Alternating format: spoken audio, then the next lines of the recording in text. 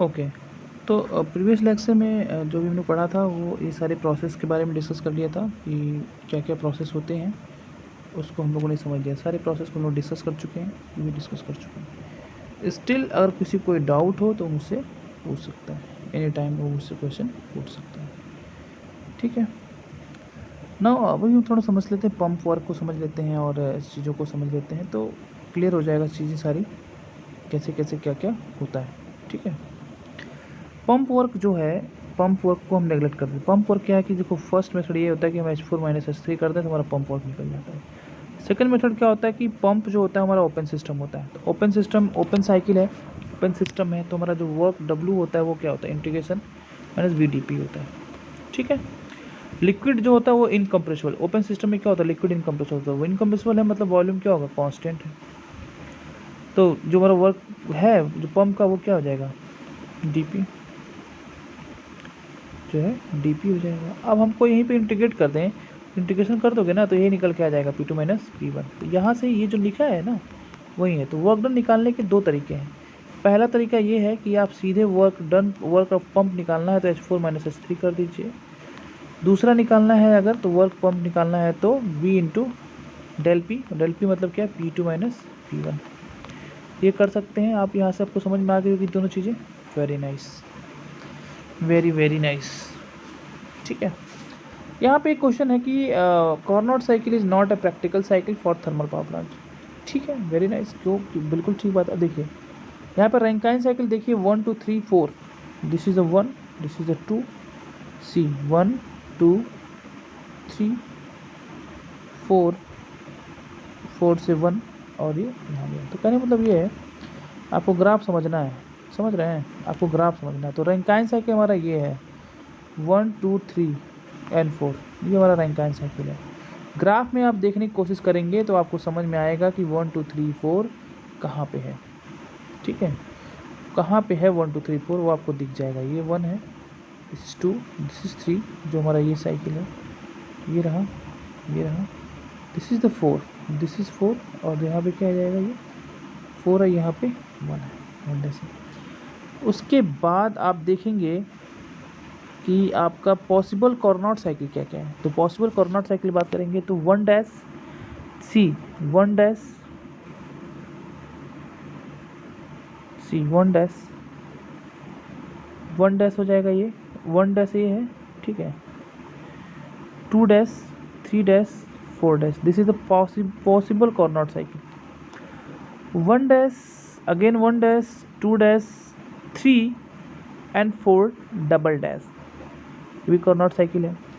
These are the actually practical cycle. आप इस graph में एक बार देखेंगे तो आपको यहाँ पे दिख जाएगा, समझ में आ जाएगा।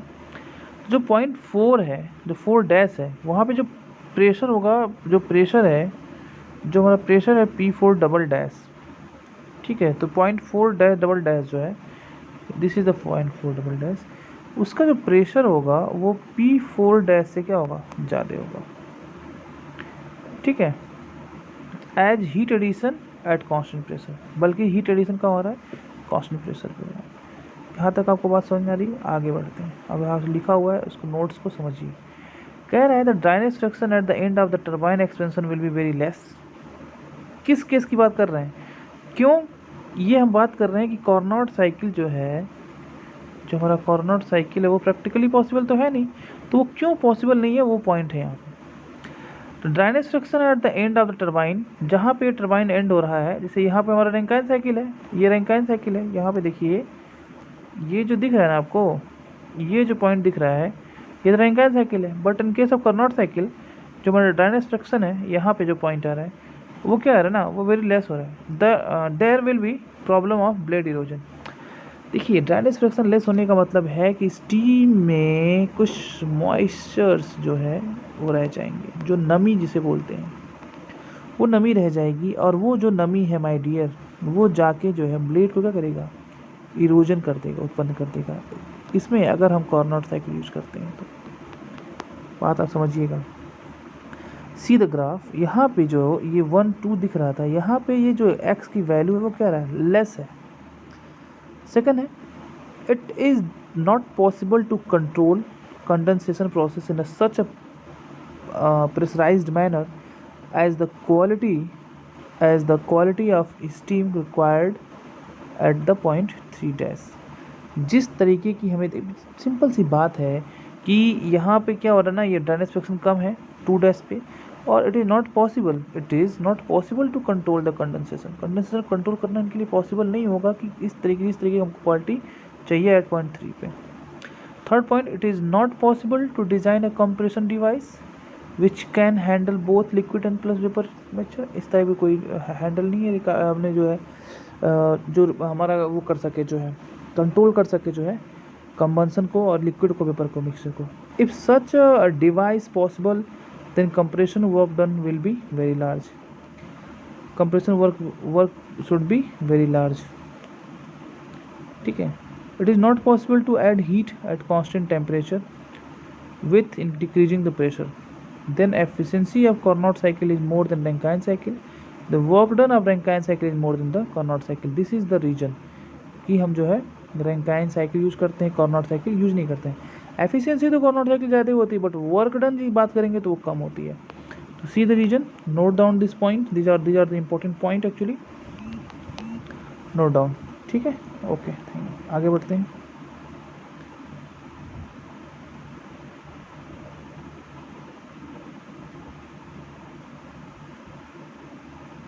ठीक है, नोट कर लीजिए इसको।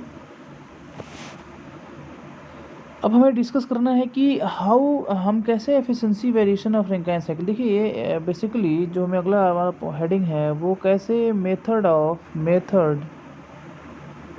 Of improving the efficiency of Rankine cycle,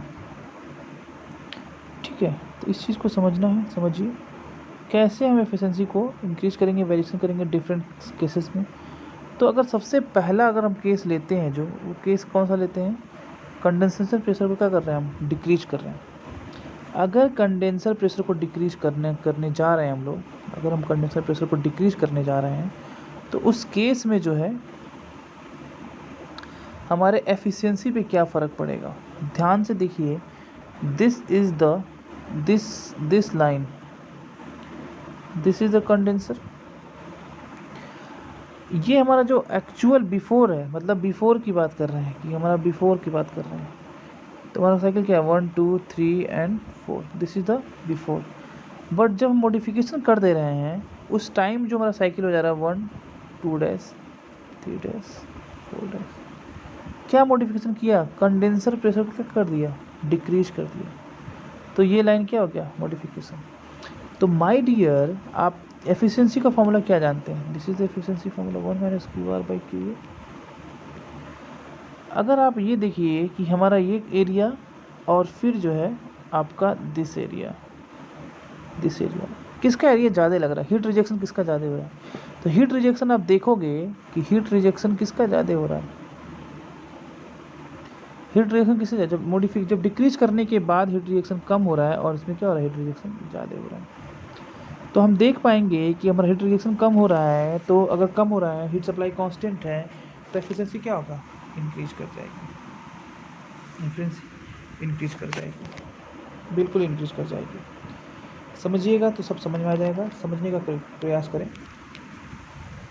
तो इससे इसका हमको क्या रिजल्ट मिल रहा है, एक बार फिर से समझ लीजिए। जो एरिया है ना, ये देखिए, आप ये देखिए, ये पोर्शन और फिर दिस पोर्शन। तो हमारा जो पहले का जो हमारा रह रहा है उसका एरिया और इस में क्या हो रहा है, डिफरेंस आ रहा है। तो वहाँ से आपको समझना है। अब आप समझिएगा, अब आप समझिए यहाँ से क्या क्या पैरामीटर्स जो है इंक्रीज कर रहे हैं। टेम्परेचर जो हमारा रैंकाइन साइकिल का है वो क्या है, वो डिक्रीज कर जाएगा। वो क्या है, वो ये साइकिल यहाँ पे दिख रहा है, डिक्रीज करेगा, बिल्कुल ठीक है, बिल्कुल ठीक है। एफिशिएंसी इंक्रीज करेगा, बहुत ही महत्वपूर्ण टॉपिक डिस्कस कर रहे हैं हम लोग। एफिशिएंसी इंक्रीज कर जाएगा। टेम्परेचर जो कंडेंसर का होगा डिक्रीज, एफिशिएंसी इंक्रीज।